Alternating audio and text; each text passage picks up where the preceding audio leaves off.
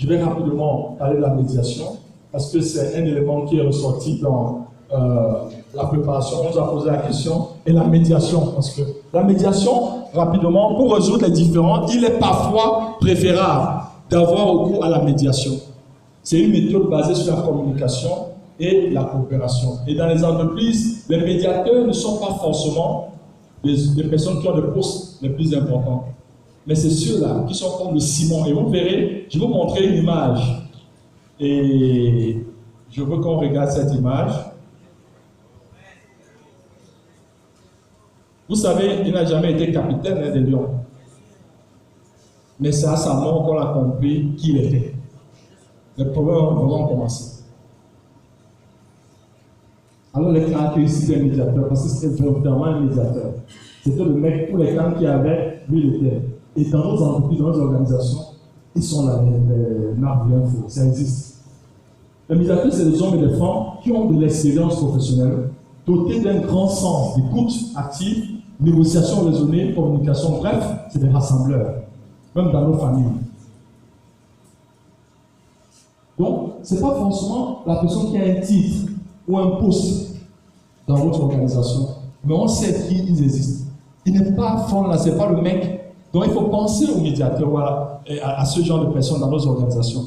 Alors, il y a cela quelques mois, j'étais au Mali, dans le cadre de l'Académie malienne de leadership et d'entrepreneuriat, que nous accompagnons. Et j'ai rencontré une organisation, on avait eu à inviter, parce que le Mali fait, vous êtes au courant de tout ce qu'il y a comme challenge en termes de terrorisme et tout. Le Mali, vraiment, c'est dommage ce qui est en train de se passer. Et cette ONG, j'ai apprécié, c'est une jeune chambre qui est la patronne de cette ONG. Et j'ai aimé ce slide, et j'utilise ce slide avec son autorisation. Ça s'appelle Common Ground. Ils ont fait, ils disent, c'est l'analyse des conflits.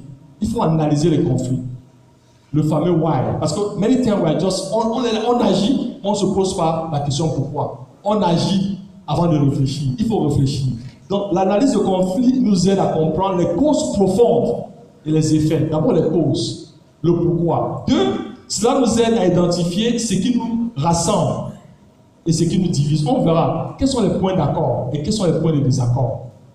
Ensuite, cela nous aide à comprendre ceux qui influencent positivement ou négativement un conflit.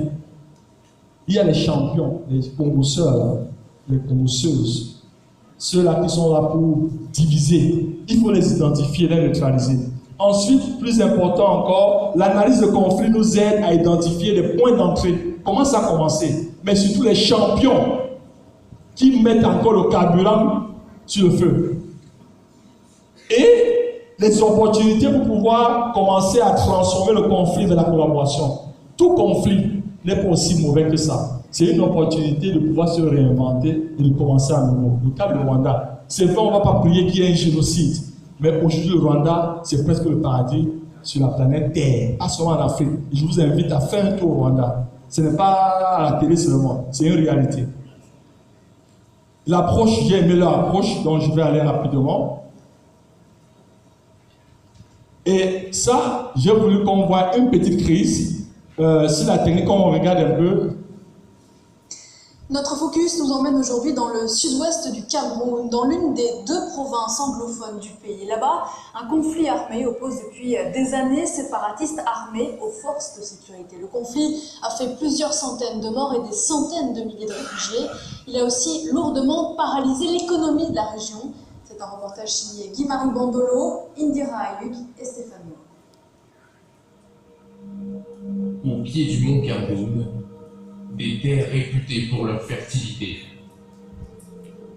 40 000 hectares de plantations d'EVA, de palmiers à huile et de bananeraies, aujourd'hui à l'abandon. Au sol, des dizaines de régimes de bananes en décomposition au milieu d'herbes folles. Des plantations appartenant à la Cameroun Development Corporation, l'employeur de John. Un des rares ouvriers agricoles à avoir accepté de nous parler ici, à condition de rester anonyme, car les salariés de la CDC, comme lui, sont ciblés par les séparatistes anglophones parce qu'ils travaillent pour cette société d'État.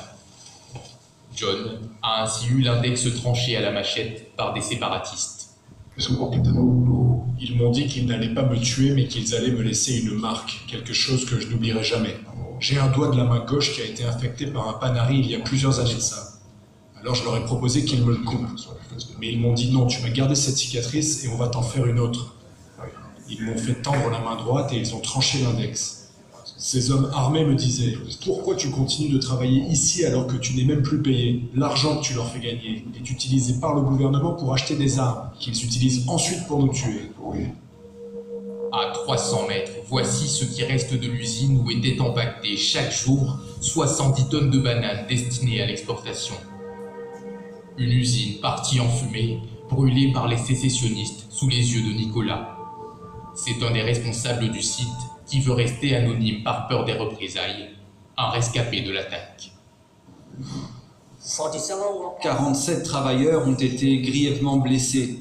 Certains ont eu les poignets presque entièrement tranchés. Et puis l'atelier d'emballage a été brûlé. C'est une situation très triste, parce qu'ici c'était mon gagne-pain. Désormais, on ne peut plus travailler. Pas de salaire, pas d'argent.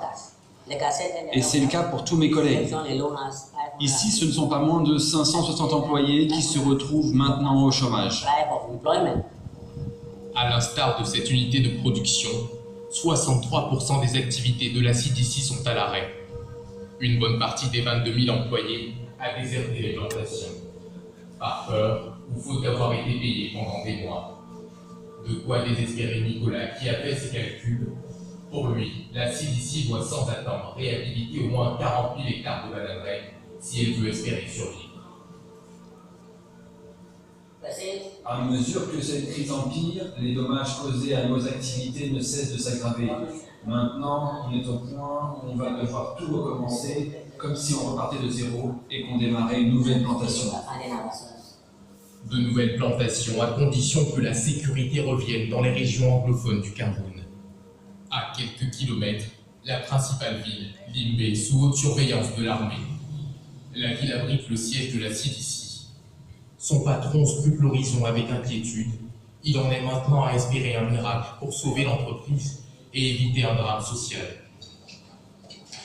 Sur son bureau, les derniers chiffres alarmants de l'activité, à peine 7 sites fonctionnels sur 29 et des pertes déjà évaluées à plus de 53 millions d'euros. Nous avons enduré des pertes financières énormes.